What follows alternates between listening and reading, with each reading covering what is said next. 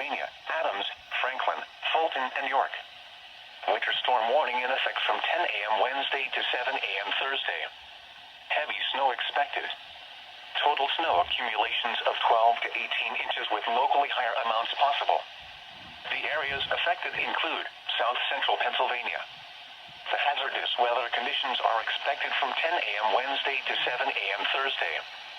Impacts: travel could be very difficult to impossible.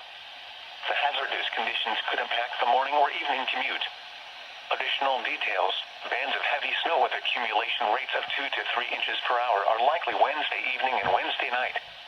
The Pennsylvania Department of Transportation and Pennsylvania Turnpike Commission strongly encourage motorists to heed all travel restrictions and delay unnecessary travel as significant winter weather conditions will make travel very hazardous.